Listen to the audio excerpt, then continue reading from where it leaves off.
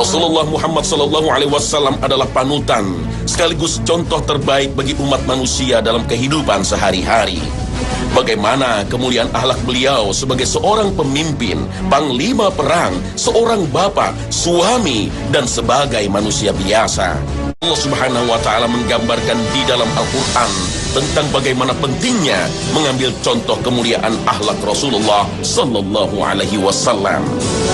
لقد كان لكم في رسول الله أسوة حسنة لمن كان يرجو الله واليوم الآخر وذكر الله كثيرا. Imam As-Sa'di mengatakan dalam tafsirnya, sungguh telah ada bagi kalian pada diri Rasulullah Sallallahu Alaihi Wasallam suri teladan yang baik, di mana beliau terjun langsung menghadapi hiruk-pikuknya kehidupan, serta ikut terjun ke medan perang. Beliau adalah orang yang mulia akhlaknya dan seorang yang gagah berani. Maka jadikanlah dia sebagai panutan kalian dalam setiap urusan dalam mengarungi seluruh aspek kehidupan dunia ini. Karena sesungguhnya telah terhimpun pada diri Rasulullah SAW sifat-sifat yang terpuji seperti malu, dermawan, pemberani, berwibawa, sambutan yang baik, lemah lembut, memuliakan anak yatim, jujur dalam berucap, menjaga diri dari perkara yang akan mendatangkan maksiat, dan menjaga toleransi minoritas. Assalamualaikum warahmatullahi wabarakatuh. Apa kabar semuanya? Semoga tetap sehat. Pada kesempatan kali ini kita akan belajar kembali melanjutkan materi yang kemarin. Kali ini kita akan membahas materi mengenai kepribadian Rasulullah SAW. Anak-anak, seperti yang telah ditampilkan pada tayangan di awal, bahwa Nabi Muhammad SAW merupakan suri tauladan terbaik atau uswatun hasanah bagi umat Islam. Sebagai seorang uswatun hasanah, Nabi Muhammad memiliki sifat-sifat teladan seperti pribadi yang santun dalam perbuatan, perkataan, mengambil keputusan, bahkan santun ketika menghadapi kelompok yang berlawanan dengan Nabi Muhammad. Nabi Muhammad juga merupakan seorang yang penyayang, adil, dan bijaksana. Sebagai seorang uswatun hasanah atau suri tauladan, Nabi Muhammad memiliki sifat wajib bagi Rasul. Sifat wajib artinya adalah sifat mulia yang harus ada pada diri setiap Nabi serta Rasul, tidak terkecuali pada diri Nabi Muhammad SAW.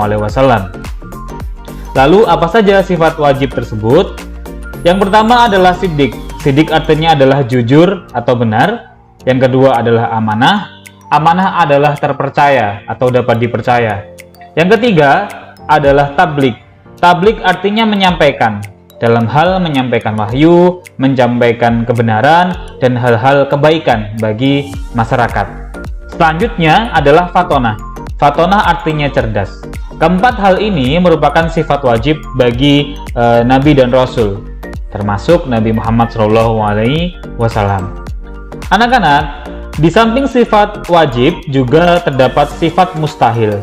Sifat mustahil artinya adalah sifat kebalikan dari sifat wajib Rasul, yakni sifat yang tidak mungkin ada pada diri Rasulullah SAW. Sifat mustahil bagi diri Rasul yang pertama adalah kizib. Kizib artinya bohong.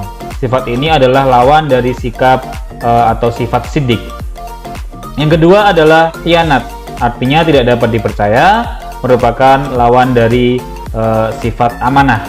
Yang ketiga adalah kitman. Kitman artinya menyembunyikan. Dalam hal ini artinya adalah menyembunyikan wahyu, menyembunyikan kebenaran, dan menyembunyikan risalah dari Allah Subhanahu wa Ta'ala.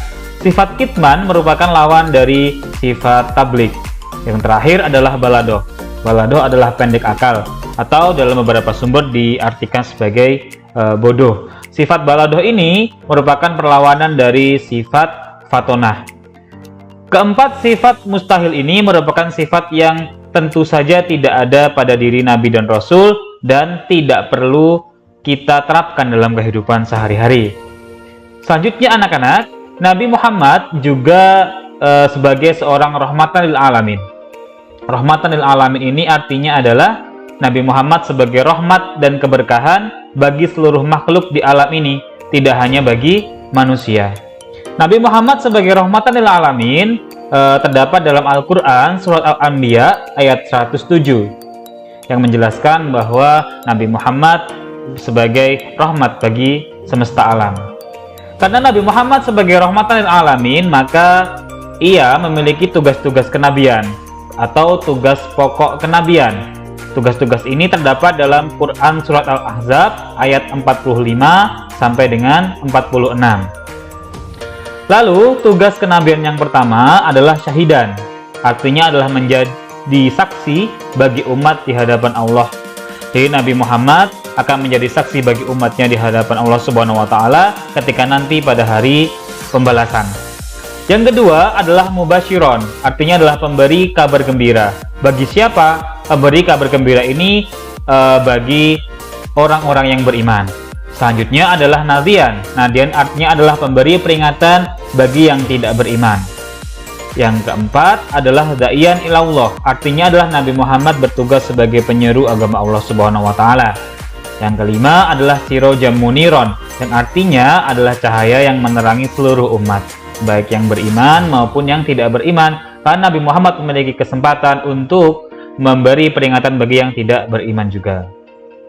Baik, lalu selanjutnya anak-anak, apa saja hikmah dan teladan yang bisa kita ambil dari sifat-sifat mulia dan tugas Nabi tersebut? Yang pertama adalah senantiasa mencontoh Nabi sebagai uswatun hasanah. Sikap atau perilaku Nabi sebagai uswatun hasanah perlu kita terapkan dalam kehidupan sehari-hari, baik di lingkungan sekolah maupun di lingkungan keluarga kita. Yang kedua adalah menerapkan perilaku yang dimiliki Nabi Muhammad. Nabi Muhammad sebagai perilaku yang santun, penyayang, adil, dan banyak hal-hal baik lain, ini perlu kita terapkan di kehidupan sehari-hari. Yang ketiga adalah selalu meneladani contoh sikap menghargai alam yang ditunjukkan oleh Nabi Muhammad. Nabi Muhammad sebagai seorang rahmatan lil alamin tidak hanya memiliki tugas membawa kebaikan bagi manusia di bumi ini, tetapi juga kepada seluruh alam. Sehingga kita perlu mencontoh perilaku-perilaku baik Nabi tersebut. Baik anak-anak, demikian untuk penjelasan mengenai kepribadian Rasulullah pada pertemuan kali ini. Kita akan lanjutkan pada pertemuan berikutnya. Akhirul kalam, saya akhiri. Wassalamualaikum warahmatullahi wabarakatuh.